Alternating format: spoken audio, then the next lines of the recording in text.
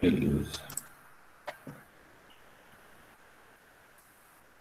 Compartilhar a tela também.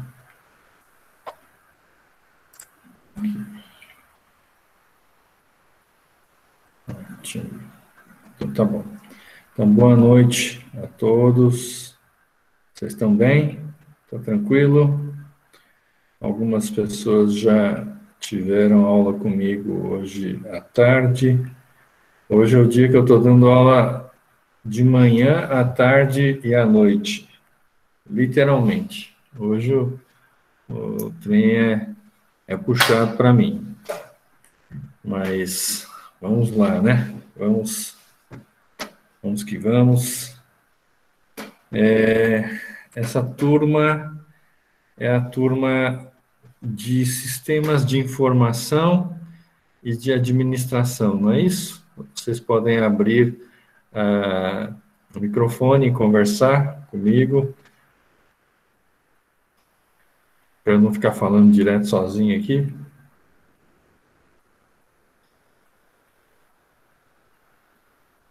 Tiago, você faz administração ou sistema de informação? Ou outro curso?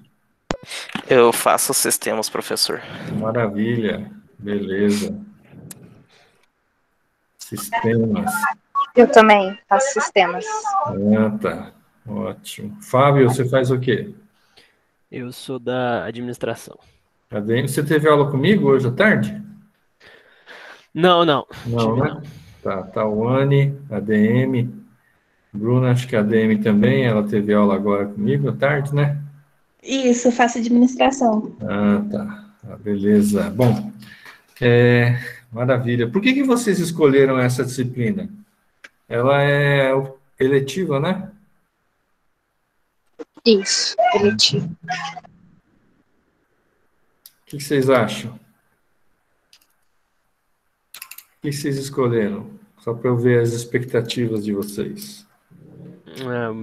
Meu motivo foi ter escolhido pelo nome, né, da era digital, né? Eu acho que cada dia mais está sendo importante se inteirar sobre o assunto, então eu achei que tem muitos cursos que o pessoal está fazendo aí por fora para saber sobre o assunto, e quando eu achei essa matéria de eletivo, eu peguei na hora. Bacana, muito bom. Era digital. Quem mais? Eu acho que o meu foi a mesma coisa, foi pelo nome, chamou a atenção, ainda mais que já tô na área do TI e tal, era digital, e aí eu falei, é isso, precisando fazer eletivo, eu vou pegar essa mesmo. Ah, tá, entendi. Bacana. Alguém falou alguma coisa aqui no chat aqui. Acho que agrega muito no momento atual, é verdade. Beleza, bom saber. Bom, então, vamos lá, né? Na verdade, eu tinha colocado essa disciplina logo que eu retornei do Japão para fazer o doutorado, que eu fiz o doutorado, voltei, e em 2006 eu coloquei o nome dessa disciplina como Economia da Informação, né? Que é exatamente a mesma coisa. Só que o pessoal, olha como é que o nome é trágico e cômico, né? Economia da Informação é um livro que nós vamos ler nessa disciplina, em que a gente fala sobre como é que a economia vai se comportar. A economia, eu digo, nem a disciplina chamada economia, mas sim como é que o mercado econômico, o mercado de business vai funcionar dentro desse ambiente de informação, que é a área digital, né, que é a era digital. Mas só pelo fato de eu ter colocado o nome Economia da Informação, nas primeiras turmas encheu, sem brincadeira, encheu. Mas passou 2 semestres, 3 semestres, o pessoal foi vazando, ninguém mais quis pegar essa disciplina como eletiva. E eu falei, caramba, o que está acontecendo? Será que eu tô sendo ruim assim como professor, né? Será que a disciplina não está agradando a galera, né? E aí eu fiz uma pesquisa com o pessoal que já tinha feito. As pessoas que fizeram a disciplina falaram, não, é muito bacana, vale a pena, tal, mas o nome economia está afastando a galera. Fala, tô entendendo, então. Aí eu coloquei, então, estratégias empresariais na era digital, e aí, semestre após semestre, o povo lota essa disciplina aqui, enfim, você vê como é que é o marketing do nome, né? Então, eu acho que alguns de vocês aí foram atraídos por causa do marketing do nome, e eu vi que realmente funciona mesmo. Bacana, mas então deixando essa pequena história aí, né, desses contratempos, gostaria de me apresentar. Sou o professor Joel, do Departamento de Administração, e eu gosto demais desse assunto, né? Tanto é que eu abri uma empresa na área de TI, juntamente com 3 sócios da ciência da computação, e nós estamos vendendo tecnologia computacional para o agronegócio. Tá? Eu não sei se vocês conhecem a Tebit, já ouviram falar na Tebit? Essa empresa, deixa eu compartilhar a tela. Opa, maravilha. Até que tem bastante gente, hein? Está conhecendo aí, né? Deixa eu compartilhar a tela com vocês.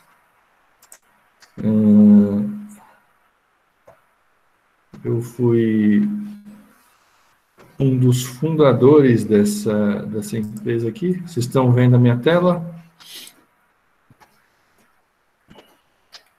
É uma empresa que deu muito certo, porque nós juntamos 3 competências, né? E desde o início eu falava para o pessoal dos meus sócios, olha, nós temos que ser forte na área da TI, na área de TI, através de vocês, mas também nós temos que ser muito fortes na área da administração, né? Não adianta só a parte de TI ser forte, se a parte da administração também não for forte.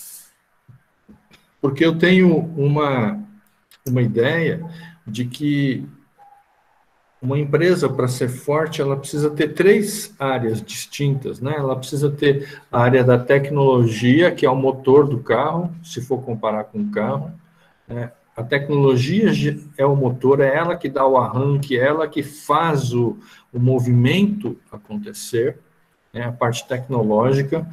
O segundo ponto é a parte administrativa. A administração é o que dá a direção da empresa. É ela que fala, ela que aponta, olha, o mercado está indo para cá, vamos para lá, a demanda está para cá, né? Vamos fazer esse direcionamento através do mercado. E o terceira área muito importante hoje, principalmente na área de TI, pessoal, e na área da administração, nós temos que ficar muito espertos com relação a isso, é a área jurídica, a área de direito. Então, essas 3 áreas, a parte técnica, a parte administrativa e a parte jurídica, que é os freios do carro, né, precisa estar muito bem estabelecido. Por que é importante ter freio? Porque não adianta ter um motor que arranca, que dá velocidade, que faz a tração do carro acontecer, e ter a direção, mas não ter freio. O que acontece com o carro? Cai no primeiro barranco aí, né? Então, principalmente na área em que a gente mexe com inovação, essa área de TI, essa área de direito é uma área essencial, porque o tempo todo nós vamos estar mexendo com direitos de propriedade intelectual. E essa disciplina vai tratar também sobre os direitos de propriedade intelectual. Vocês estão vendo aí, né, a Lei Geral de Proteção de Dados. Vocês já ouviram falar nisso? LGT, Lei Geral de LGPD. LGPD, já ouviram falar?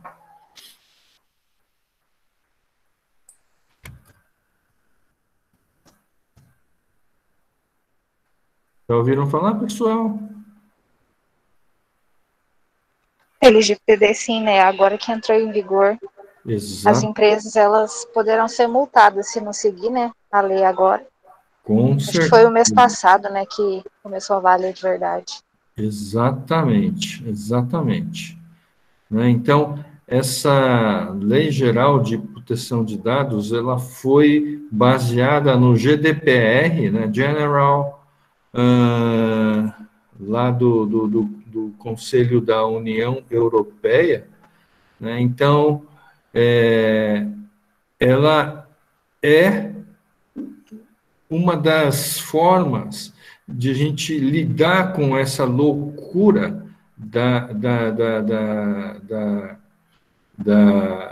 revolução da internet, revolução da economia digital, né, que era uma terra sem lei até agora. Inclusive, quando as pessoas falavam assim, e é verdade, viu? É verdade. Quando as pessoas falavam assim, se o produto é de graça, você pode ter certeza que o produto é você. O povo até brinca, não? Eu sou o produto, eu vou te dizer, você é o produto, certo? Tanto é que, veja bem, pessoal, agora, eu li esses dias atrás que os Estados Unidos estão tendo uma guerra contra a China por causa do Huawei. Huawei, deixa eu ver aqui. Huawei. Não, Huawei ou... Aqui é o Huawei. Aqui. Estados Unidos versus China. Saiba o que está por trás da guerra 5G com a Huawei, né? Então, só para vocês verem, né, como é que nós estamos nessa questão de domínio da propriedade intelectual, né? Então, isso é uma coisa que está em voga agora, isso é uma coisa que vai cada vez mais entrar nas pautas, não apenas de negócios, vocês estão percebendo? Já estão começando a ficar pauta de governo, pauta política, pauta de política internacional, essas questões tecnológicas, porque eles estão falando que, através desse tipo de domínio tecnológico, um país está tentando dominar não apenas a tecnologia, mas também os dados de todos os consumidores e de toda a população de um outro país. Então, veja bem até onde nós estamos chegando, tá? Então, essas são as implicações de uma era digital, já que vocês falam, né, que ficaram atraídos por causa da era digital. Isso são implicações na era digital que antes não existiam, vocês estão percebendo? E aí, como é que fica essa questão dos negócios, né? Como é que a gente fica como é que nós fazemos negócios dentro desse mundo que gira dentro dessa velocidade astronômica da internet, fazendo com que haja até esse tipo de pautas de guerra que antes sequer imaginava que acontecia. Hoje as guerras são caladas. Hoje as guerras são dominadas por dados. Hoje as guerras são dominadas por invasões de dados, dominância de dados e etc, etc. Né? Então, quando eu fiz o meu doutorado, a gente estudou bastante sobre isso, a minha tese também tem tudo a ver com isso, que eu vou explicar um pouco na minha tese também.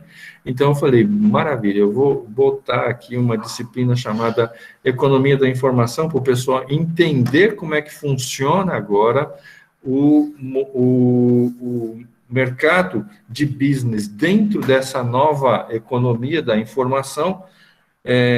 Mas, como eu disse para vocês, no começo, por causa do nome, o povo espantou, mas depois, quando eu mudei o nome, aí arrebentou a boca do balão, e é isso que eu gostaria realmente de estar discutindo aqui com vocês. Tá? Então, só voltando na Tebit, essa empresa foi uma empresa que nós começamos, então, a fazer. Eu sou um dos sócios fundadores, três cientistas da computação vieram me procurar, e eu tinha voltado do Japão, e eu estava dando aula sobre modelos de negócios. Um amigo em comum nos apresentou e falou, esse é o professor Joel, que está trabalhando com inovação em modelo de negócio, que é uma disciplina que eu dou obrigatória para a ADM.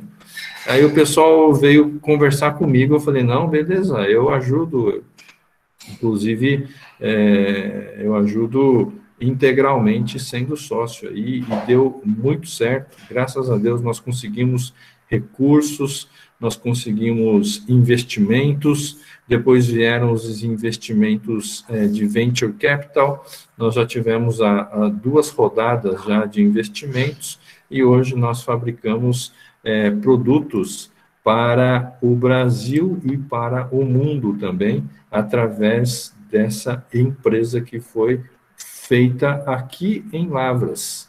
Né? Então, uma empresa que surgiu através de algumas ideias, ela está conquistando aí o mundo em termos de tecnologia.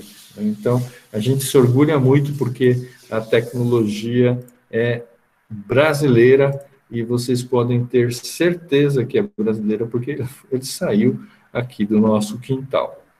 Então, é muito bacana ver esses cases de sucesso. E foi realmente um case de sucesso, porque eu acho que na área aí da computação o pessoal deve falar, né? O pessoal deve comentar, né? E é muito legal. Então, novamente eu digo que as minhas experiências não são apenas teóricas, mas são práticas. Eu vivo isso o tempo todo, né? Analisando, estudando, vendo, praticando, né? E por isso que a gente pode, eu vou tentar não apenas passar a teoria, mas também falar um pouco da prática que a gente tem dentro desse mundo digital que nós vivemos hoje, tá? Então, é isso que nós vamos estar, esse pano de fundo que nós vamos estar estudando um pouco agora, ok? E o que acontece, né? Nesse pano de fundo, agora, nós estamos vivendo numa, como é que eu posso dizer? Nós estamos vivendo numa época em que o mundo digital e o mundo real, eles se conectam, né? Daqui a pouco, o mundo digital e o mundo real vão estar tão unidos que a gente não sabe, né? Aquele filme Matrix vai se tornar uma realidade de verdade, já está se tornando uma realidade, né? A gente vive 100% digital e 100% real. Talvez a gente só se desconecte um pouco do mundo digital quando a gente dorme, não é verdade? mas o resto do tempo, se você não tiver ali o mundo digital ao teu lado, acho que deve ter gente hoje que já até está tão viciado no mundo digital que sofre crise de abstinência digital se tirar esse tal de celular da sua mão e você ficar 3 dias em um retiro espiritual sem a internet, numa ilha isolada, eu acredito que essa pessoa já começa a ficar com umas tremedeiras aí de abstinência digital. Estou falando mentira ou é verdade? O que vocês acham? Se essa ilha aí tiver cerveja e uns amigos, não ligo, não.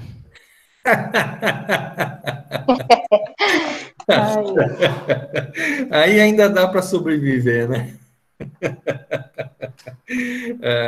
Tá certo.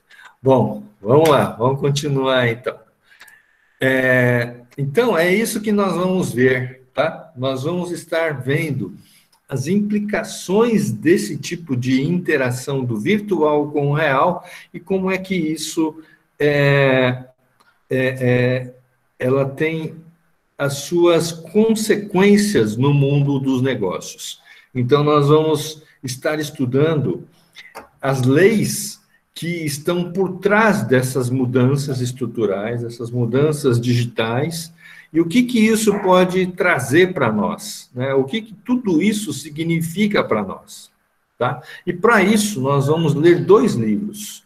Nós vamos ler... vocês estão vendo aqui o meu PowerPoint? Sim. Beleza?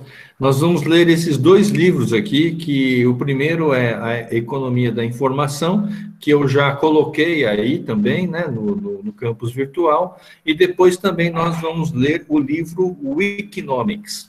O primeiro livro, Economia da Informação, é a base do entendimento conceitual e teórico da nossa disciplina, tá? Então, aqui nós vamos estar vendo os princípios econômicos aplicando a internet. Então, a gente vai ver muitos conceitos aqui importantes sobre o que está acontecendo hoje nessa era digital. Tá? Vários conceitos. Eu vou falar vários conceitos hoje mesmo, já vou começar a falar sobre esses conceitos. E, depois disso, vocês vão se dividir em grupos e vão apresentar capítulos desse livro Wikinomics. O que é o livro Wikinomics? Sabe aquele wiki que existe em que a gente tem a enciclopédia global, em que todo mundo coopera um pouco e vai escrevendo uma parte dessa enciclopédia wiki? Vocês conhecem, né? Claro, né? É isso que está acontecendo hoje nesse mundo de colaboração em massa. Então, esse mundo deixou de ser um mundo isolado, uma ilha isolada, como a gente acabou de brincar agora, mas sim os amigos ou as pessoas que estão conectadas agora colaboram com a construção de tudo, né? Então, hoje em dia, a gente vai aprender nesse livro, Wikinomics, como essa força colaborativa, essa poderosa ferramenta de colaboração pode criar mundos novos, antes nunca vistos até então. Tá? Então, nós vamos estar vendo como é que essa economia da colaboração está trazendo novos tipos de modelos de negócios, novos tipos de valor agregado, como antes nunca foi visto. Tá? E vai seguir cada vez mais nesse ponto. A gente tem a inteligência coletiva, a gente tem a computação nas nuvens, a gente tem o YouTube, por exemplo, em que plataformas de negócios oferecem apenas a estrutura e depois as pessoas é que colaboram em cima, colocando conteúdo, colocando várias informações que trazem muito valor em cima, e esse mundo interconectado, o WhatsApp, por exemplo, não teria valor nenhum se a gente não tivesse conectado um ao outro, mas a partir do momento em que você conecta um ao outro, você começa a colaborar, cada um começa a fazer a sua parte, uma partezinha, e faz com que essa plataforma se transforme numa plataforma dessas. E isso acontece em tudo, pessoal. Eu fiquei pensando sobre Netflix. Eu acho que vocês devem conhecer, né, o Netflix. Uma vez, eu estava falando sobre o Netflix na aula e um aluno me questionou o seguinte, ele falou assim, professor, eu não sou que nem você, né? Eu não tenho dinheiro para pagar a Netflix, né? Eu assisto a televisão aberta, eu fiquei pensando, será? Falei para ele, será, cara? Será? Não é possível, né? E deixa eu tirar essa dúvida. Netflix é produto de rico ou é produto de massa? O que vocês acham? De massa, com certeza. Então esse cara tá tirando sarro da minha cara, né? Tava. Porque hoje é muito acessível, né? E não existe só a Netflix, existem outras plataformas digitais de streaming de vídeo mais baratas que a Netflix, por exemplo.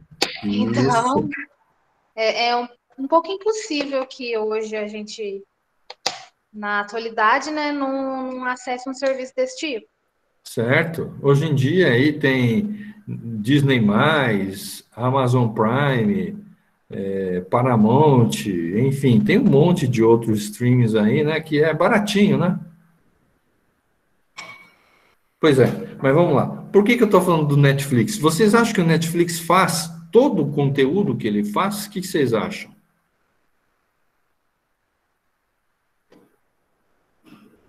O que vocês acham? Eu acredito que não, né? Não é a turma do Netflix que faz o conteúdo. Não são as pessoas, os cineastas, os diretores, os atores que fazem o conteúdo da Netflix. Olha que interessante. A Netflix, ela deve comprar os direitos de propriedade intelectual dos vários conteúdos no mundo inteiro que não tinham espaço onde colocar os seus conteúdos, e aí ele ofereceu essa plataforma para que produtores independentes, diretores que não são conhecidos, atores que são sequer mencionados, pudessem ter o seu espaço de colaboração em massa em cima do Netflix. Vocês já assistiram um documentário da Netflix que fala como é que foi a produção daquela minissérie espanhola sensacional chamada La Casa de Papel? Vocês sabem, né? A Casa de Papel? A série eu ouvi, mas o documentário não. O documentário é muito bacana, é muito bacana.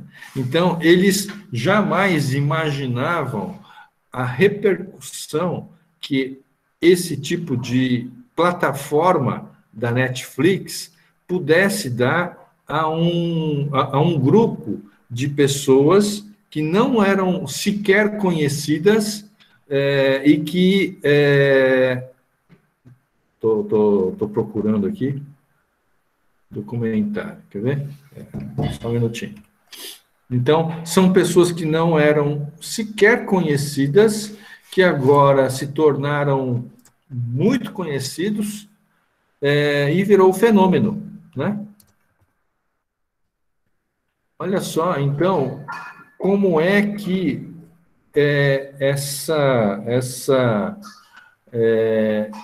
como é que esse tipo de plataforma, esse tipo de colaboração em massa permite fazer novos negócios agora que antes eram impossíveis de ser feito. Aqui, ó, La Casa de Papel, El Fenômeno. Esta serie ha sido inesperada desde el momento uno. Então, aqui ele vai explicando, né?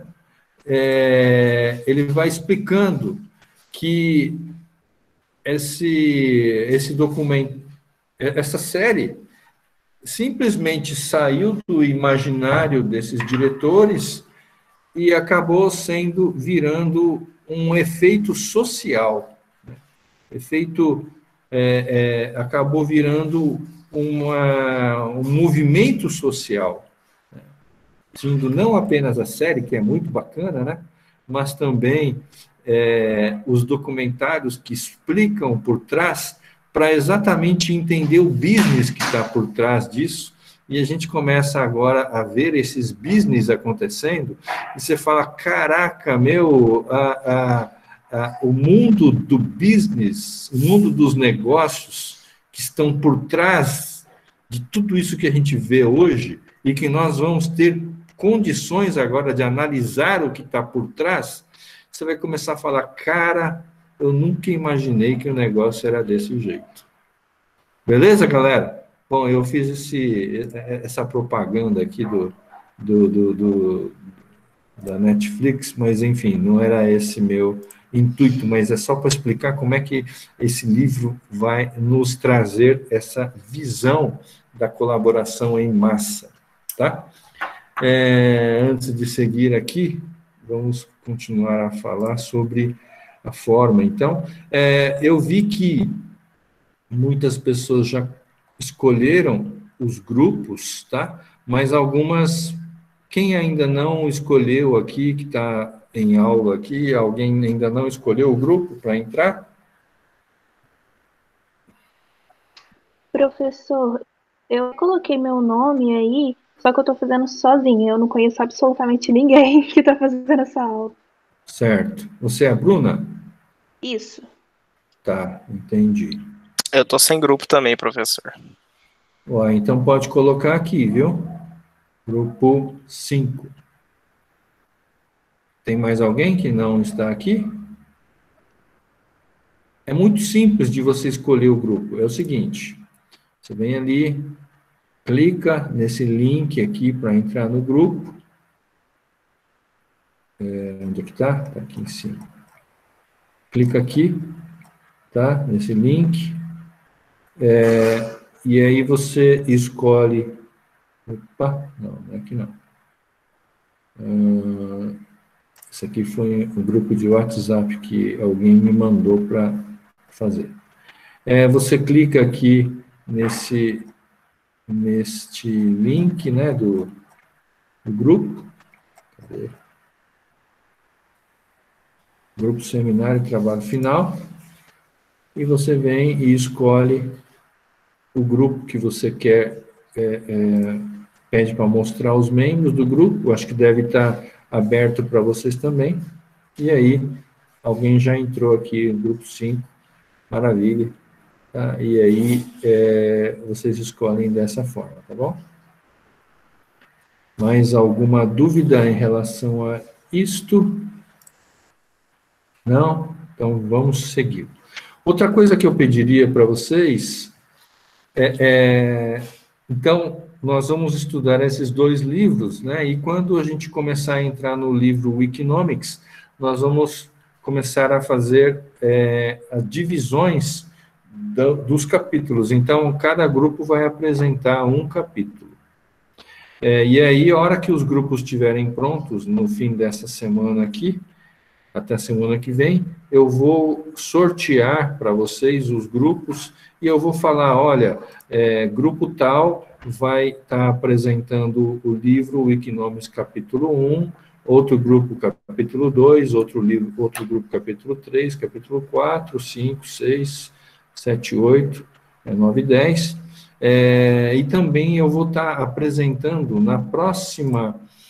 no próximo no próxima live, no dia 14, eu vou estar apresentando também como é que nós faremos o trabalho final, e aí eu já vou estar apresentando as instruções para fazer o trabalho final.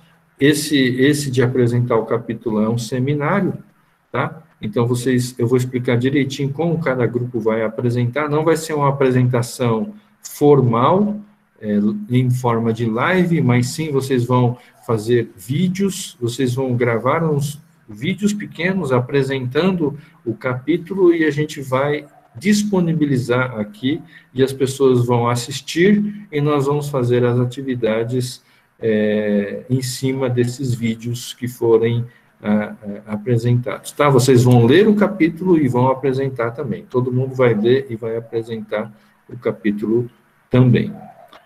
Ok? E eu vou fazer essas lives aqui nesses dias, nesses horários, tá? E se vocês precisarem de mais lives, contacte comigo que eu vou tentar fazer a live acontecer.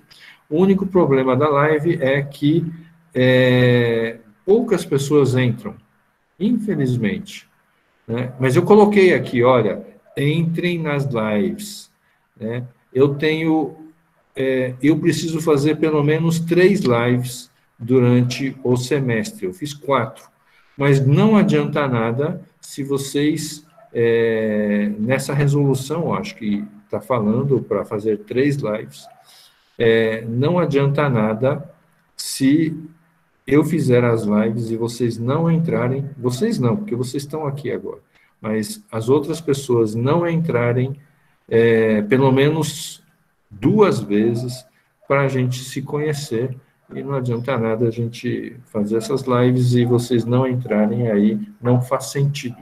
E é uma coisa que eu reparo, é que poucas pessoas entram nas lives para tirar suas dúvidas, para comentar, para interagir, e eu não gostaria que isso acontecesse no nosso meio, tá bom? Então, tá bom. E uma coisa também, para as pessoas que já tiveram aula comigo, vai ficar meio repetitivo, mas eu vou falar, as atividades semanais serão disponibilizadas sempre com 14 dias de prazo, 7 dias mais 7, 2 semanas para entrega. Então, eu acredito que todos vão poder entregar tranquilamente as tarefas, tá? Mas, tem um porém, depois disso não será mais possível entregar a referida tarefa, tá? Por que não? Porque nesses 2 semestres de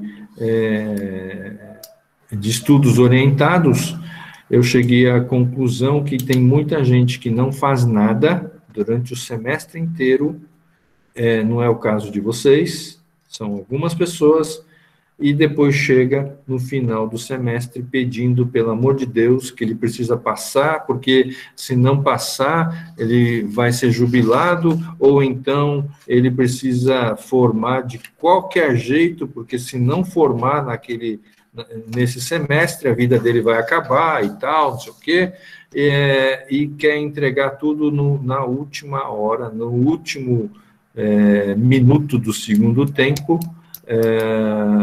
sendo que não fez nada durante o semestre inteiro.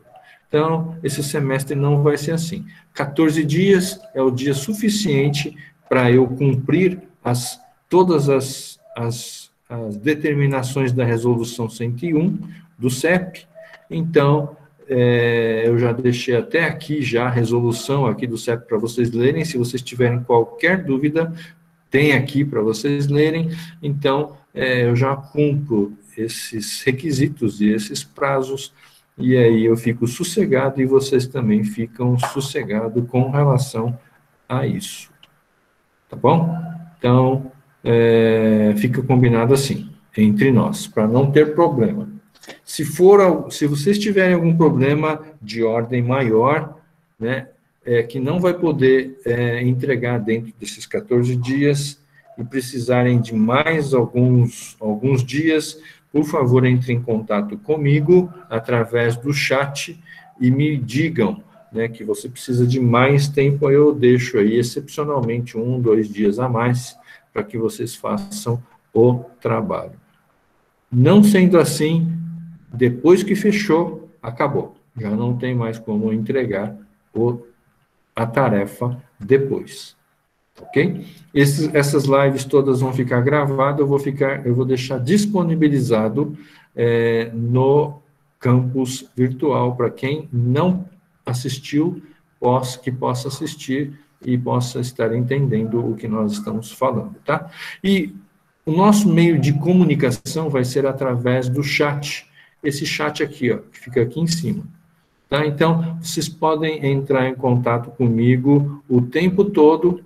Através disso, eu fico o tempo todo aqui olhando e respondendo as perguntas que vocês tiverem.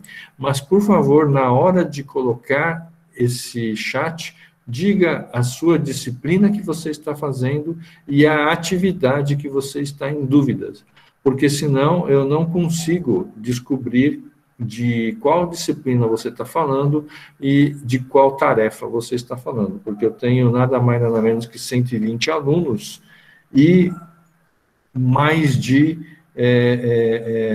40, mais de 50 atividades.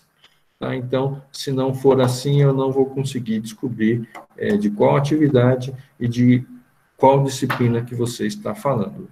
Tá bom? Alguma dúvida até aqui? Então, essas são as datas, né, que nós vamos estar, a partir do dia 28/9, os grupos vão começar a apresentar, mas, como nós vamos definir os grupos e a apresentação até o dia 23, já no dia 24 eu já vou poder sortear, até posso já começar a sortear já, e aí vocês começam já a ler os capítulos do Wikinomics para preparar o seminário. Eu vou deixar também direitinho escrito qual é o padrão de seminário que eu quero, com o que eu vou pontuar, e aí vocês já fiquem espertos já para estudarem e para produzirem o seminário do jeito que eu acho que vai ser muito produtivo para todos nós. Ok?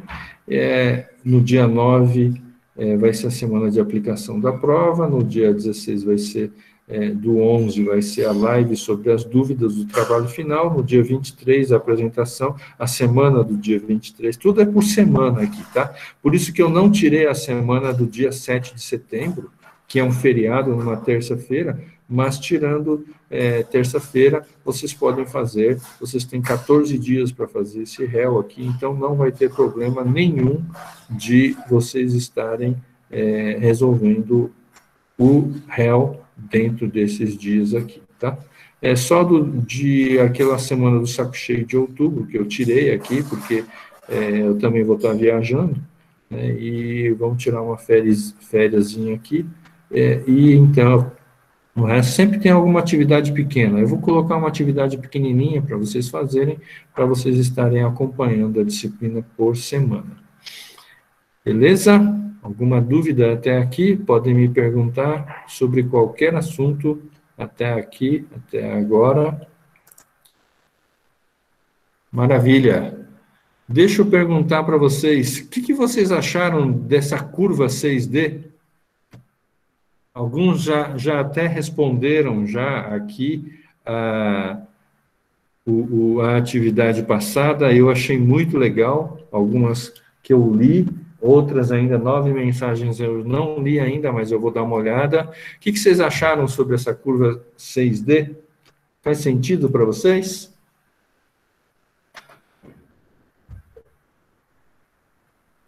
Isso acontece mesmo? Não precisa brigar, não, para responder. Faz sentido, e acontece mesmo. Só que eu só fiquei um pouco em dúvida entre a disrupção e a democratização, que eu achei que poderia ser bem parecido, né? Porque quando começa todo mundo a usar, ele começa a explodir. Entendi.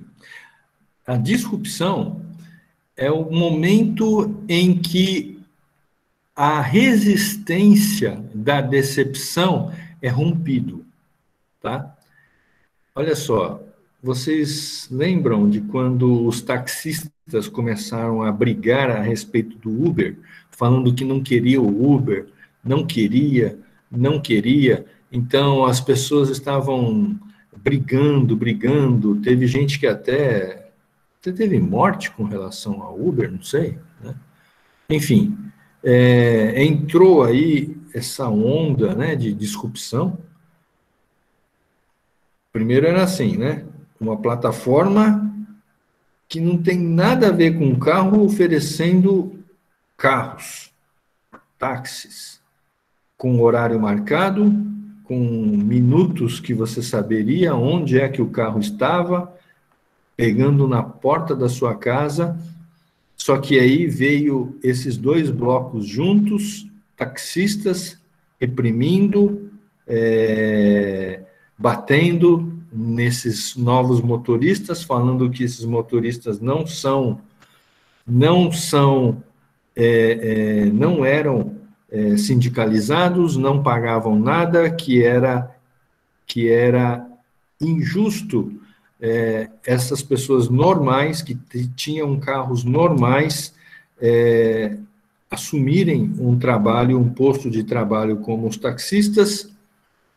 E aí, então, hoje, se tem esse tipo de problema em termos de taxistas bater nos motoristas de Uber, existe isso ou não? Ou isso já é passado?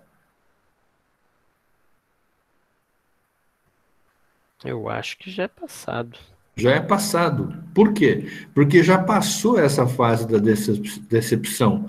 A disrupção houve no mercado a partir do momento em que a maioria começa a falar, não, o mercado começa a falar, pô, esse negócio é bacana, o que vocês estão falando é errado, não vale a pena, nós queremos isso mesmo, nós queremos o Uber, nós não queremos vocês aí, eu nem sei quanto vocês cobram, como vocês cobram, é muito caro.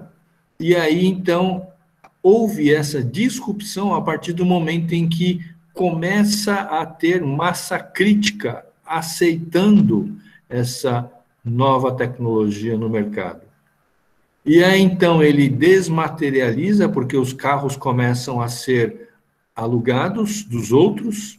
Eu uso, em vez de usar o meu carro, eu prefiro vender o meu carro e usar o Uber, porque fica muito mais barato, é muito mais barato, e quando todos começam a entrar nessa curva, aí acontece a democratização.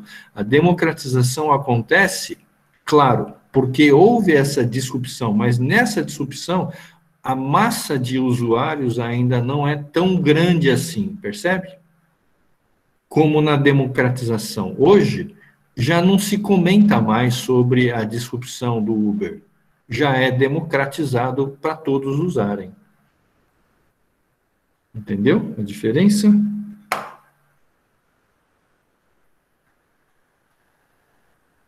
Entendi. Muito obrigado. Sem problema. É igual a câmera digital. No começo, a gente digitalizava as fotos, mas as fotos eram de qualidade horrível. Aí as pessoas falam, pô, mas será que vale a pena? Né? A partir do momento em que, olha só, acabam as lojas de revelação de filme, aqueles filmes lá, que eu não sei se você pegou essa época, vocês pegaram, aquelas que a gente esticava o filme assim, olhava contra a luz, assim, né? A partir do momento em que acabou aqueles filmes, aí, hoje em dia, alguém colocou, inclusive, a própria câmera digital foi praticamente extinta, porque hoje nós temos essas câmeras poderosas nos nossos celulares, que faz, às vezes, muito mais do que uma câmera profissional digital, né? Olha que interessante. Então, a própria câmera digital que substituiu a câmera analógica, hoje foi substituída pela câmera digital dos celulares. O próprio celular já é uma potente câmera, ainda mais o meu filho acabou comprando aí com o trabalho dele um iPhone sei lá que iPhone que é o dele, a câmera do iPhone dele é melhor do que a câmera digital de uma câmera que eu tenho, um pouco mais antiga. Então, veja bem, né? Então, democratizou também, mas houve essa disruptura a partir do momento em que fala, não, é melhor ter uma câmera digital do que uma câmera analógica. E aí a democratização acontece quando todo mundo já tem. Beleza? Bacana, né? Muito legal essa curva, né? Ela realmente acontece. Beleza? Alguma dúvida até aqui?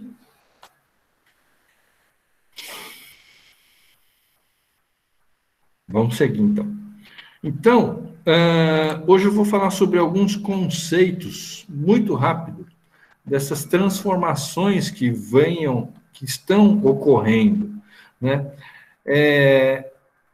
Antes, as mudanças na regra de competição eram baseadas nas economias de produção, né? Eu produzo mais, eu consigo ter mais quantidade de produtos para uma economia baseada em informação. Como eu falei, hoje em dia, cada vez mais vai ser baseada em dados, em propriedades intelectuais, né?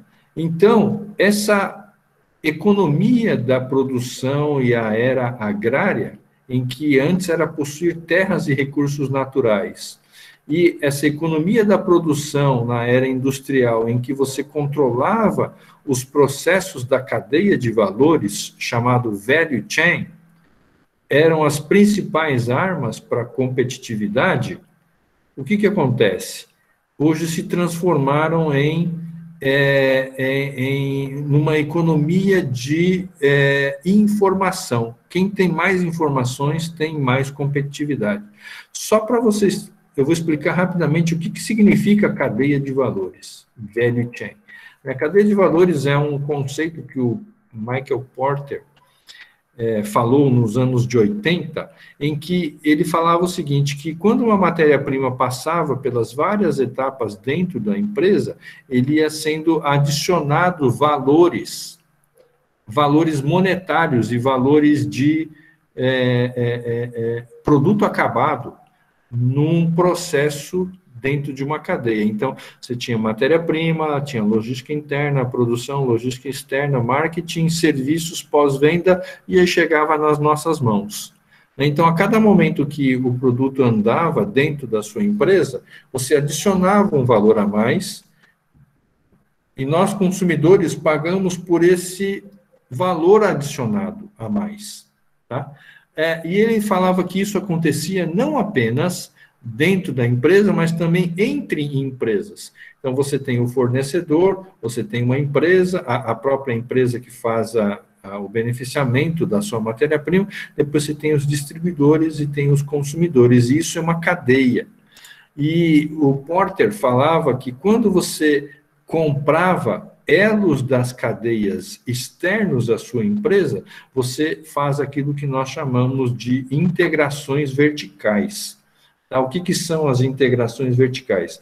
É quando, por exemplo, uma indústria de automóveis compra toda uma rede de distribuição daquela marca, por isso que começa a ter concessionárias de Fiat, Volkswagen, GM, Ford, essas coisas, para tentar controlar esses elos da cadeia, além da sua competência de produção. Tá? Então, isso se chamava integração vertical. Então, quanto maior era uma empresa que tinha as maiores integrações verticais, conseguiam ter mais competição. Né? Então, era essa a lógica. Mas agora, na economia da informação, mudou tudo. Né? Quem tem mais informações que subsidiam as decisões estratégicas é quem ganha a competição. O que vocês acham, hein?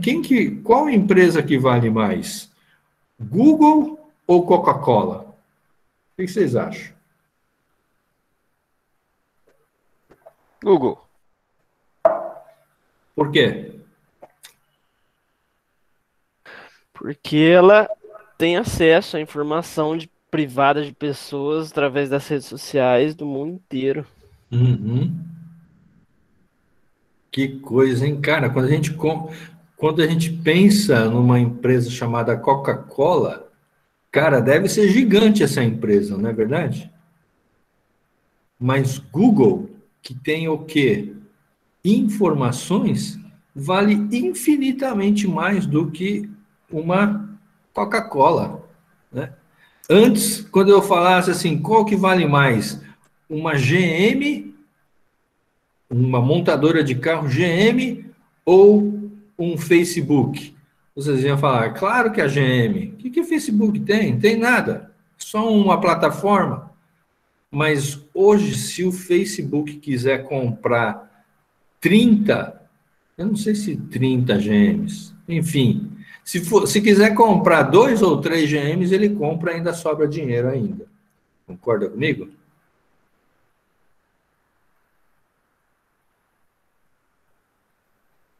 Sim. Maravilha.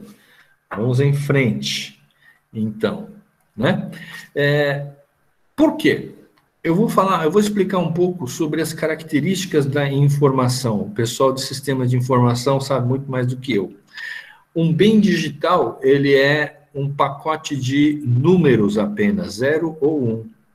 Né? 0 ou 1. São sequências de 0 ou 1.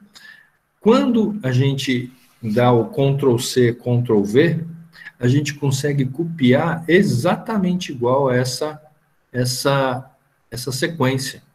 E essa sequência, ele não se altera. Então, quando você der Ctrl+V, Ctrl+C, Ctrl+V, essa qualidade não altera absolutamente nada. Então, ele é fácil de digitar, fácil de empacotar, fácil de enviar. Quando acontece isso, o que acontece com os custos de digitalização, de cópia desse produto? Cai a quase zero. Né? E quando cai a quase zero, a gente pode replicar essa informação quantas vezes eu quiser. Certo? Então, olha só o que acontece. Os custos de replicação são quase zeros, né? Mas o custo de produção dessa informação é muito alto. Tá? Quando a gente vai produzir um livro, quando a gente vai produzir um filme, quando a gente vai produzir um bem de informação, a produção é alta, mas a replicação é muito irrisório. E mais ainda, quando eu consigo juntar uma cópia com a outra, quando eu junto um pedaço de informação com a outra, ele cria uma nova informação que tem muito mais valor do que com as duas informações separadas. Tá? E aí tem toda aí uma gama de novas fontes de trabalho, tipo engenharia de dados, a parte de data mining, a parte de business intelligence, começa a ser novos campos de atuação que antes não existiam. Inclusive, hoje em dia, as pessoas que sabem trabalhar muito bem com estatística ligados a dados são profissionais que são disputados à tapa no mercado a preço de ouro.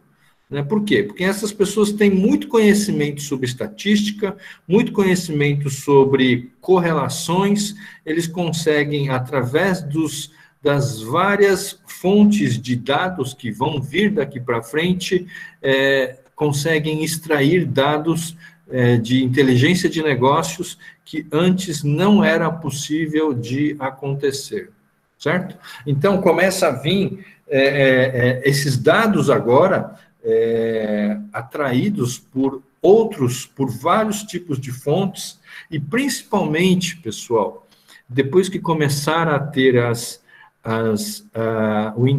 o protocolo de internet V6, a versão 6, IPv6, e quando tiver a internet das coisas, o IoT, em todos os produtos, o volume de dados que vão ser gerados vai ser absurdo.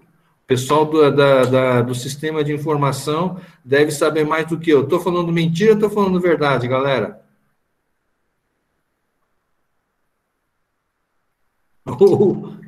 Verdade, professor. Maravilha, maravilha.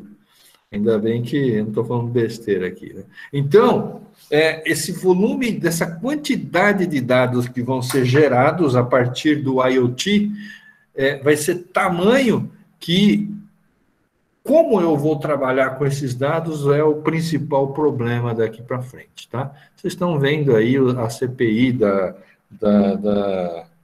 da Covid, né? Que eles estão tendo teras e teras e teras, gigateras de informação e não sabem o que fazer com isso, porque eles vão precisar de ter profissionais em engenharia de dados violentos ali para tentar extrair alguma coisa daquele negócio, porque é humanamente impossível de a gente analisar aquelas gigateras de dados que estão sendo acumulados. Como é que, quando a gente tem 1 giga elevado a cubo, como é que a gente fala?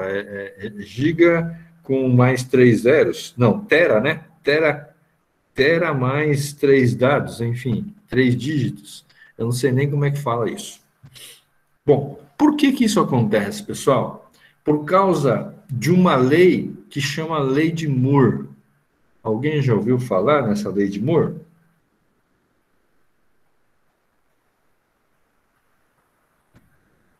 Alguém já ouviu falar? Que possa nos ajudar aqui? Não? A Lei de Moore fala o seguinte: a cada 18 meses, a cada 1 ano e meio, a capacidade de 1 centímetro quadrado aqui, 1 centímetro quadrado desse circuito integrado, ele dobra de capacidade a cada 1 ano e meio, a cada 18 meses, tá? Então, ele fala o seguinte: esse chip aqui de 1 centímetro quadrado, 1 por 1, ele tem uma capacidade de, por exemplo, 32 megas. Daqui a 1 ano e meio, ele vai ter 64. Daqui a 1 ano e meio, ele vai ter 128. Daqui a 1 ano e meio, ele vai ter 356.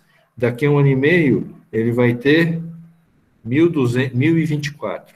E assim por diante. Por quê? Porque ele é um 2 elevado a n. 2, 4, 4 vezes 4, 16, 16, 32, 32, 64, 64, 128, e aí ele vai duplicando a capacidade a cada 1 ano e meio. Não é à toa que a capacidade de processamento de dados hoje está infinitamente superior ao que nós tínhamos há 2, 3, 4 anos atrás, 10 anos atrás. Concorda comigo? Hoje nós temos aí computadores quânticos, que eu nem sei o que é isso, nem sei, eu ouço falar, que tem uma capacidade infinita de processamento simultâneo, que não tem nem ideia do que isso significa, por causa exatamente dessa lei de Moore, porque a lei de Moore fala, a cada 1 ano e meio, a capacidade de processamento desses circuitos eletrônicos dobra de capacidade. Então, já imaginou? Ele é literalmente essa curva 6D, pessoal. É por isso que acontece essa curva 6D. Porque cada ano, 1 ano e meio, a capacidade vai dobrando, dobrando, dobrando, e a tecnologia também vai acompanhando, e as coisas vão ficando exponenciais, exatamente por causa dessa lei de Moore. Tá ok? Faz sentido para vocês o que eu estou falando? E mais ainda, Pô, eu sinto que eu estou falando sozinho aqui, galera. Vocês estão aí? Estamos aqui. Opa, maravilha. Alguém deu sinal de vida aí, eu fico mais feliz aí. Outra coisa que está acontecendo no mundo é que nós estamos lidando com produtos complexos, cada vez mais complexos. O que significa esses produtos complexos? São produtos complementares de hardware e software, né?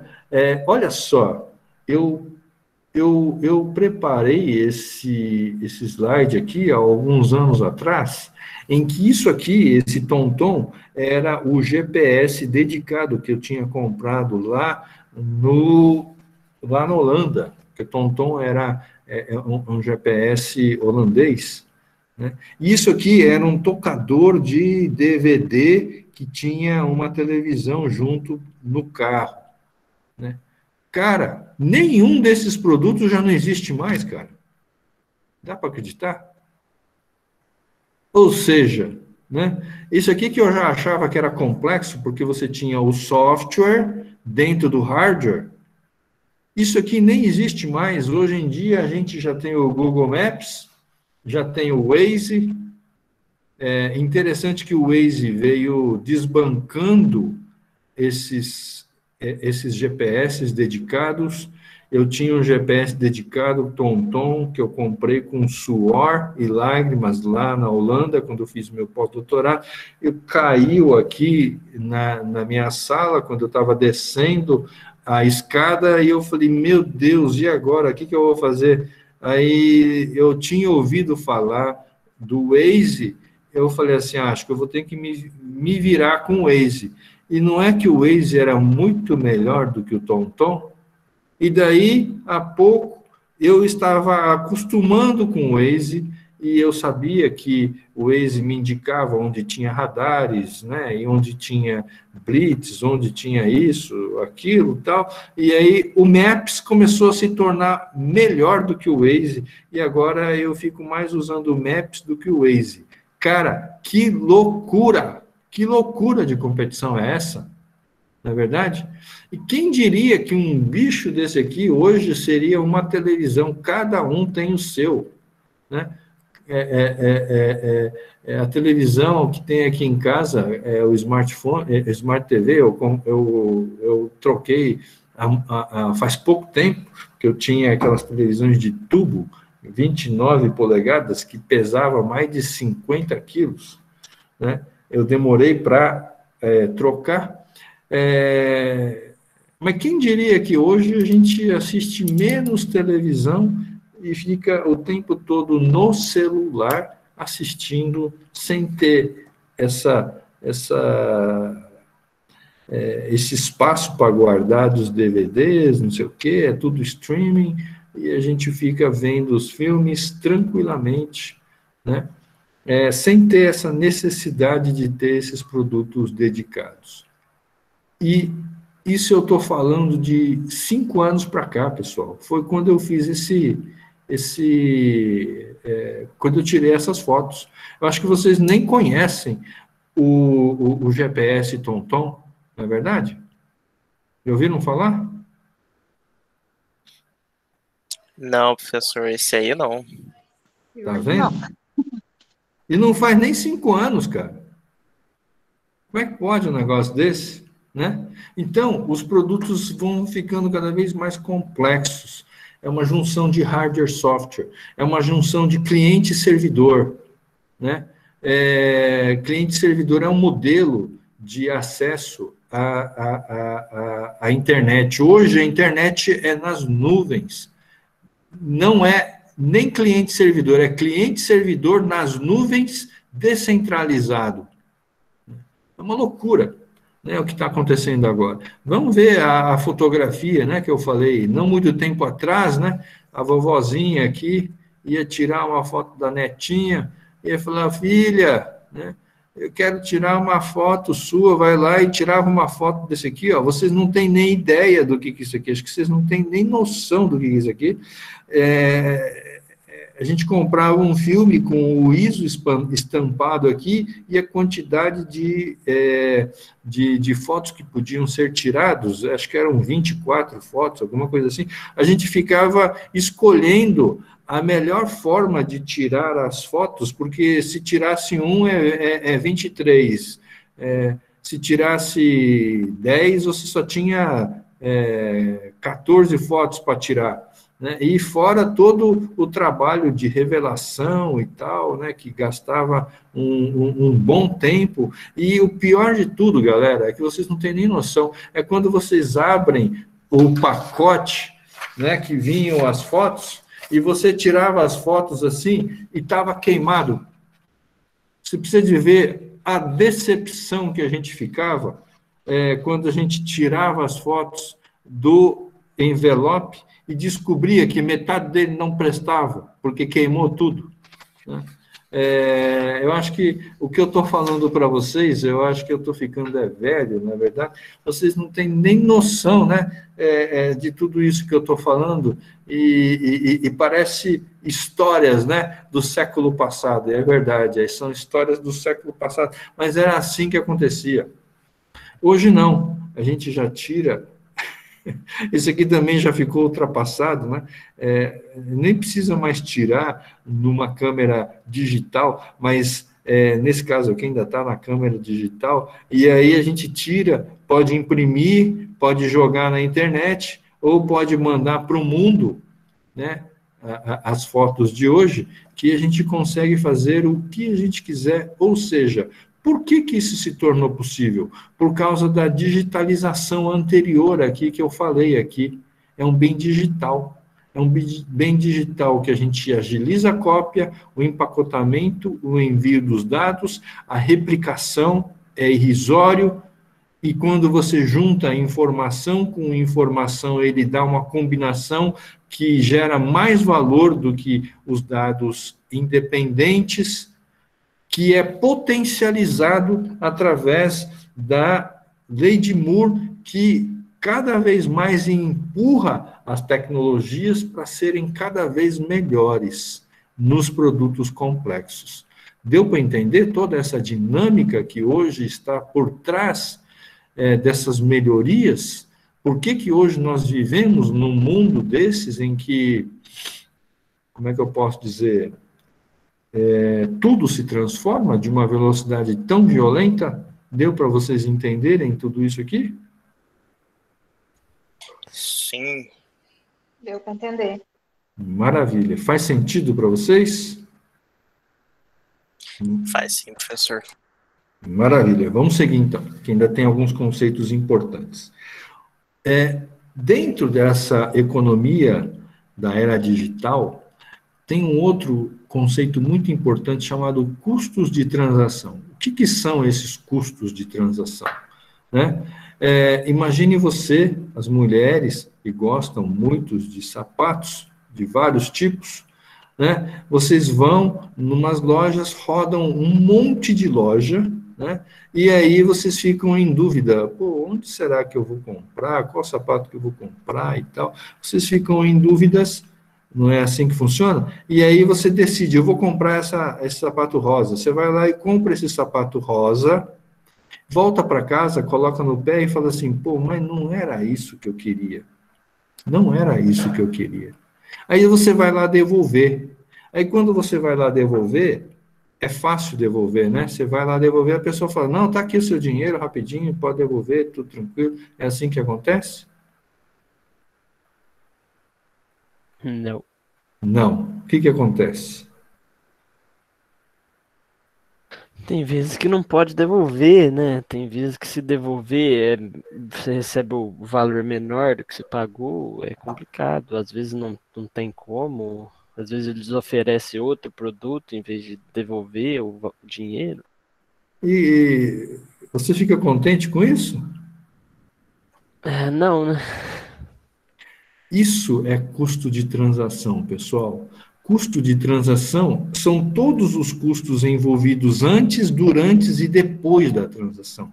Não é apenas o dinheiro que você paga na hora de fazer a transação, mas você gastou um tempão para tentar escolher qual que vai ser, você passou em várias lojas, comprou o produto, depois que você comprou, pagou o produto, você gastou mais tempo ainda para depois resolver o teu problema do que você tivesse comprado.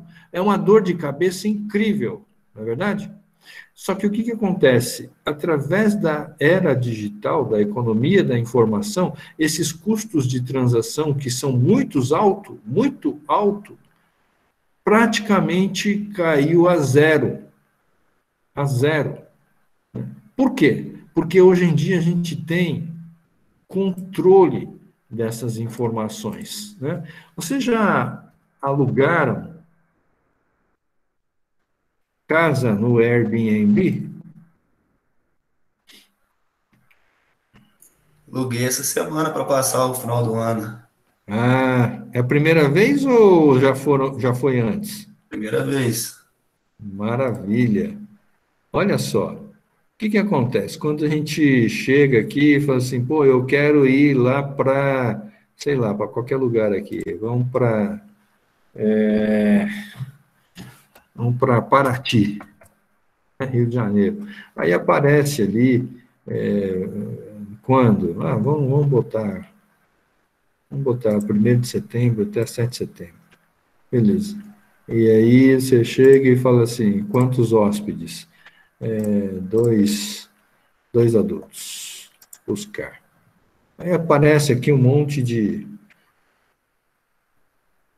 preços. Esses já são do dia 1 até o dia 7, tá? Aí aparece aqui, aí você só, pô, esse Superhost aqui, o cara já alugou várias vezes e tal, ele tem uma boa referência, as pessoas gostam dele e tal, e você vê as fotos, né? Eu falo, caramba, como é que chalé bacana que é isso aqui e tal, né? Você vê quais são o que tem nessa casa aqui, pô, mas parece bacana, meu, muito legal e tal, né? Aí você vai lá nos comentários, ó, tem até jacuzzi aqui, ó. Caraca, meu, eu tô ficando animado de ir lá para Paraty, nesse lugar aqui, hein? Olha quanta coisa legal, cara, né? Bacana, pô, cara, sensacional. Quantas fotos aqui e tal. Aí você vai lá nos reviews, né? No que os outros caras escrevem. Aí está escrito aqui 5 estrelas, 3 comentários e tal. Nossa, todo mundo deu 5, beleza. Ô, cara, fechou, é aqui que eu vou. O que significa essa plataforma? Ele diminuiu o custo de transação, vocês estão percebendo?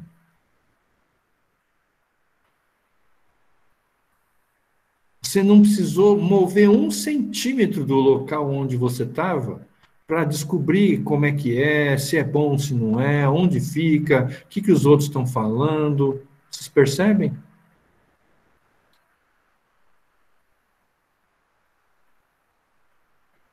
Hello? Sim, percebemos. Bacana, né, cara? Custos de transação. Sabia que o cara que inventou esse custo de transação, que descobriu que custo de transação não é apenas pagar pelo momento, mas sim antes, durante e depois, o cara ganhou um prêmio Nobel de Economia por causa disso. Sabe por quê? Esse negócio é tão importante, esse custo de transação é tão importante para a empresa, que vamos supor que você tem um fornecedor que todas as vezes fica te enchendo com produtos que não estão especificados, que não estão em conformidade com as especificações que você passou para o cara. E só aquele cara fornece esse produto para você. Você não consegue encontrar em lugar nenhum no mercado. E você fala, cara, eu tô agarrado nesse fornecedor, eu não consigo sair desse fornecedor, mas esse meu fornecedor não supre as minhas necessidades. Por quê? Porque todas as vezes que eu compro dele, o cara manda errado. E depois, para eu resolver esse problema pós-compra é muito mais caro do que se eu comprasse do cara. Aí, o que acontece com os custos de transação? Fica lá em cima. E para você diminuir os custos de transação, o que você faz? Você vai lá e compra essa empresa fornecedora. Para quê? Para você ter domínio sobre aquele processo de produção. Olha só. Então, o custo de transação ele tem até essa implicação mais macro, industrial, em que você fala, pô, eu preciso baixar os meus custos de transação, porque senão os custos de transação ficam proibitivos. Não é apenas o ato que você faz para comprar o produto, mas sim todo o mecanismo antes, durante e depois da compra. Vocês estão percebendo? E a internet reduziu esses custos a praticamente zero quando a gente faz isso, esse tipo de busca aqui no Airbnb. Vocês percebem? Olha só, então, quando você entra, por exemplo, né, no Booking, Booking.com, né, também, Booking. Ah, não, vamos mais ainda aqui, não é Booking, não, é aquele, é uma que traz informações turísticas de cada lugar.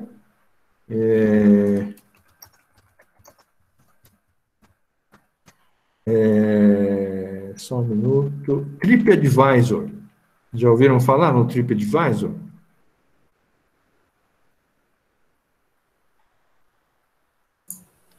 Nesse já? O cara montou o negócio deles simplesmente reduzindo o custo de transação, pessoal. Ele vai lá, ele primeiro começou a falar sobre restaurantes, depois começou a falar sobre casas, pousadas e tal, não sei o quê. O cara está expandindo agora até para experiências, simplesmente reduzindo o custo de transação. Numa página, ele coloca aqui todas as informações que tem sobre aquele local e você procura aqui no local aquilo que mais te encaixa. Outra coisa, iFood é a mesma coisa. A iFood, ela simplesmente, como é que eu posso dizer? Ela concentra em uma plataforma todas as opções de comidas e restaurantes que tem, que você quer comer dentro daquele mercado próximo a você, né? Para você buscar iFood, né? No caso aqui de Lavras, é mais o Ai Que Fome, né? Então, são business montados basicamente em diminuição do custo de transação. Vocês conseguem enxergar isso? Beleza? Posso seguir? É como se o Spotify e a Netflix também diminuíssem esses custos, né? Porque deixa tudo, filmes, séries, músicas no mesmo lugar. Maravilha. Vocês estão vendo como é importante esse conceito e como esse conceito muda a dinâmica dos negócios, né, nessa era digital, né? Então, o custo de transação hoje é reduzidíssimo. Os custos de interação, no WhatsApp, antes, quando não tinha o WhatsApp, quanto custava a gente fazer quanto custava a gente interagir com as outras pessoas sem o WhatsApp? Muito caro. Hoje em dia, não custa nada. Nada. Por isso que o negócio dá certo, galera. Por isso que esse tipo de serviço, né, é tão valorizado assim. E eu não sei quanto é que o Facebook pagou pelo WhatsApp. Vocês têm ideia do quanto que o Facebook pagou pelo WhatsApp?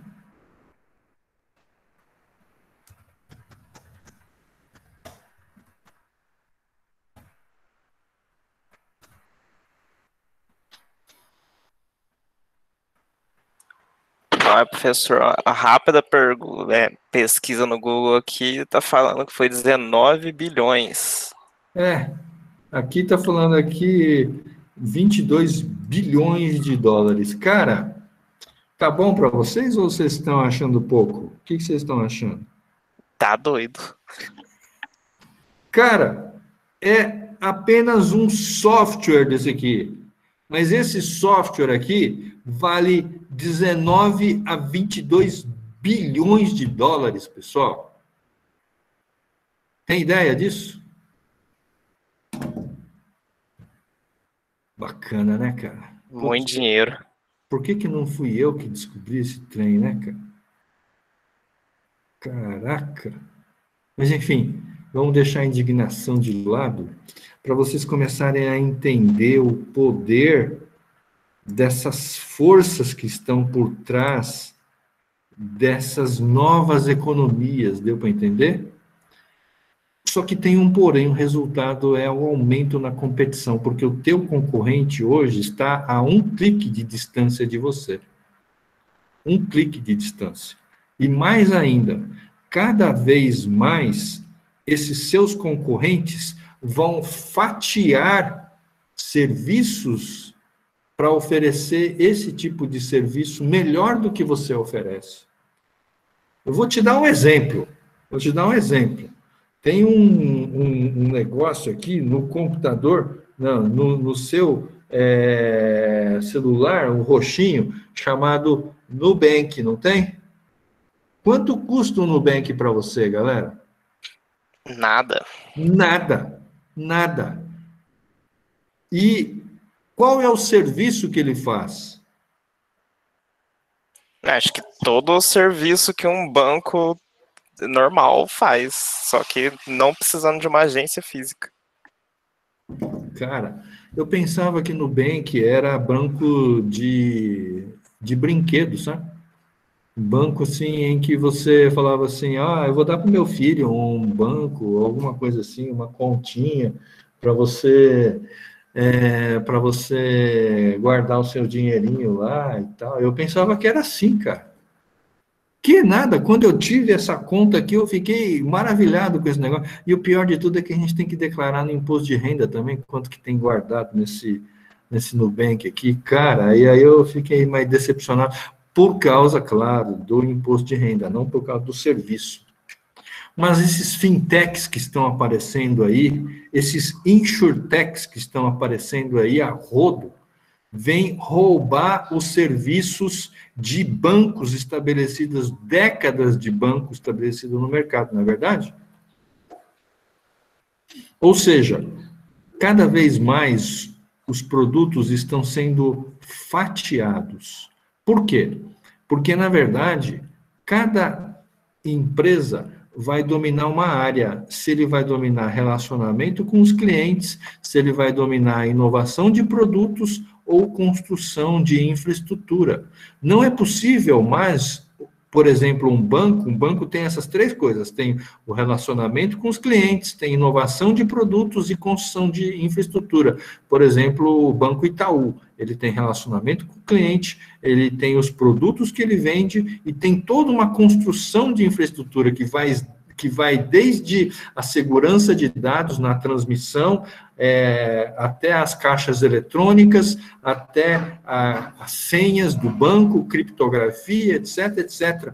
Só que quando você faz essas três coisas ao mesmo tempo, você perde competitividade, porque você não tem recursos para fazer essas três coisas ao mesmo tempo, porque, na verdade, esse tipo de situação, você gasta muito dinheiro e esforço para você oferecer isso para os seus clientes, e aí chega um Nubank da vida e te oferece um produto que é infinitamente mais fácil, muito mais simples, de graça, e que você consegue ter muito mais valor do que isso. Agora, veja bem, o Nubank ainda continua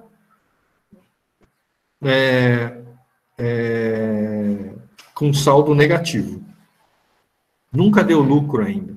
porque está captando pessoas, captando pessoas, captando pessoas, aumentando a sua base instalada. Para quê? Para quando ele tiver uma base instalada gigante, eles conseguirem ter uma capitalização por pessoa através do Nubank. Né? Interessante. Dá para mandar dinheiro hoje direto pelo WhatsApp, em parceria com o Nubank. Vocês já ouviram falar nisso? Sim, só não sabia que era em parceria com o Nubank. É parceria. É parceria porque os dois fizeram parcerias fizeram um acordo de parceria. Deixa eu só colocar aqui. Parceria Nubank WhatsApp. Opa. Pagamentos no WhatsApp, sem custo para usar. Nubank já está disponível para pagamentos no WhatsApp. Cadê? Nubank fecha parceria com Facebook e clientes poderão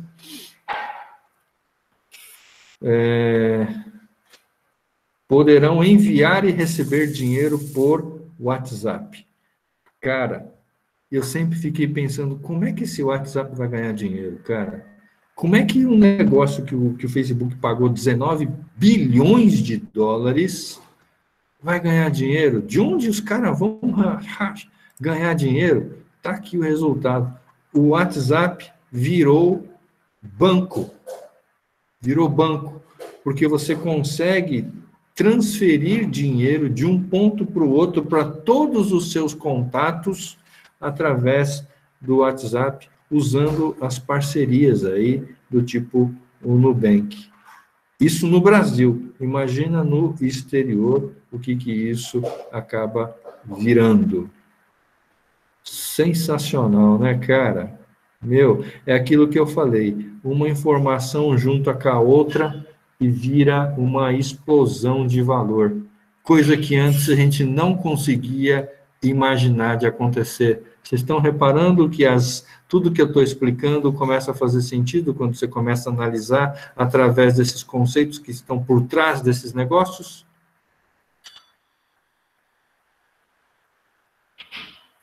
Fala demais. Hã? Faz muito sentido. O dono do Facebook, né, o Mark Zuckerberg, ele foi visionário desde então, porque quando ele criou o Facebook, tinha o intuito de ser uma rede social para apresentar na universidade as meninas, né? E tudo, uma coisa na brincadeira. E a gente não paga para usar. Assim como o WhatsApp não paga para usar. O Nubank, Sim. a gente não paga para usar. E aí eles rentabilizam com essas transações aí o número de usuários e aquelas propagandas que eles fazem, né? No Facebook, quando você anuncia uma página, Sim. lá também é rentável. Eu nunca imaginei que isso fosse acontecer na minha vida. E a venda de informação para empresas também, né? Pois é, esse aí eu acho que é o mais importante de todos, a venda de informação. Eu vou colocar aqui quantidade de usuários Facebook, só para vocês terem uma ideia. Até 2025 serão quantidades do Facebook em 2020. Rede social teve uma receita de 28 bilhões de dólares no segundo trimestre de 2020, que representa Aí aqui, galera, Facebook fica mais perto de ter 3 bilhões de usuários. 3 bilhões de usuários. No mundo são 7 bilhões de usuários, né? Metade do mundo está dentro da sua plataforma. Cobra $1 por mês dessa galera. Não digo cobrar, é de transacionar. Quanto que você tem de receita, galera?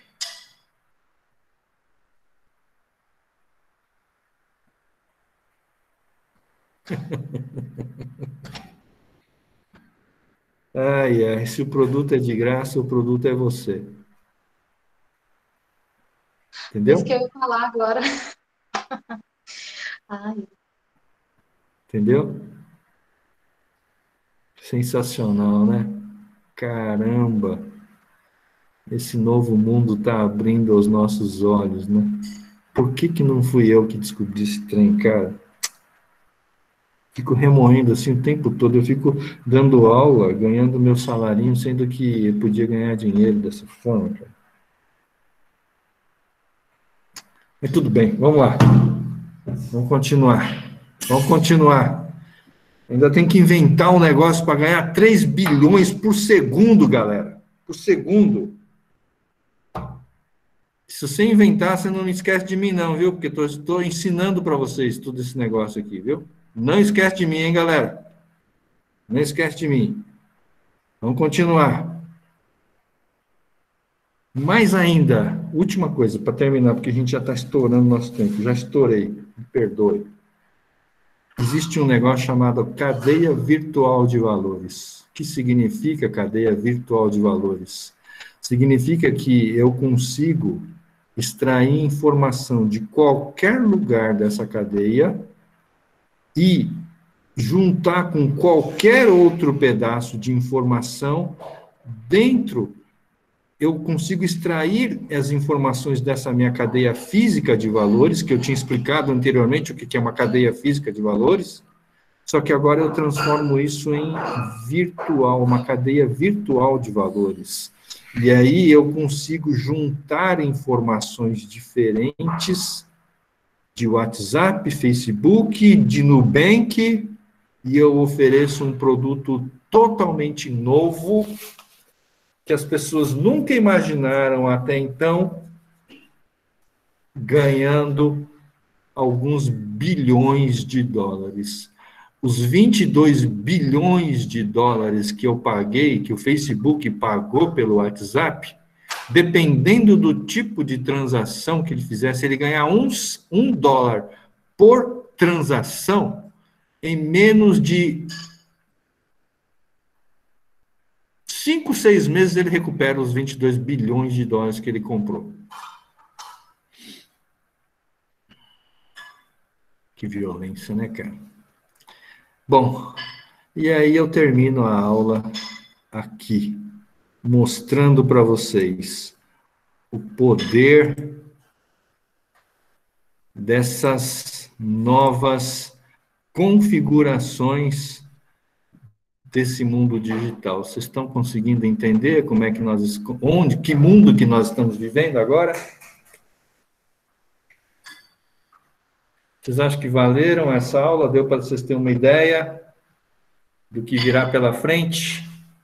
deu. Sim. Stop. Bacana, galera. Então é isso. Eu fico à disposição. Só entrar em contato comigo lá no chat a qualquer momento. Eu só não vou entrar nesse grupo de WhatsApp porque eu fico lotado de coisa para fazer. Eu ainda vou passar essa aula direitinho, vou fazer essa aula no réu e eu deixo disponibilizado essa live para vocês assistirem, verem o que é legal, o que não é. Se tiverem alguma dúvida, vocês podem me perguntar à vontade aí, tá bom? Se não tiver, então, mais nada, um bom resto de terça-feira, boa semana para vocês, sucesso, eu fico à disposição, nos encontramos aí, lá no campus virtual, tá bom? Obrigada, Ok. professor. Fala, Fábio. Eu queria saber sobre o próximo atividade que a gente vai ter que fazer. Uhum. Seria esse segundo réu, Isto. né? E ele, qual que é a data para entregar ele? Até dia 24? Até o dia 31, são 15 dias. Verdade, né? 2 semanas. Isto. Beleza. Eu vou deixar lá escrito bonitinho, porque eu não tive tempo ainda de arrumar ele, mas hoje mesmo eu já arrumo, no máximo amanhã eu arrumo e deixo prontinho para vocês lá, tá bom? Beleza. Maravilha, então, galera. Obrigado aí pela atenção. Um bom descanso. Até a próxima semana. Até os réus aí. E te cuidam aí, beleza? Obrigado. Tchau, tchau. Falou, galera. Obrigado. Até mais, viu? Tchau, tchau.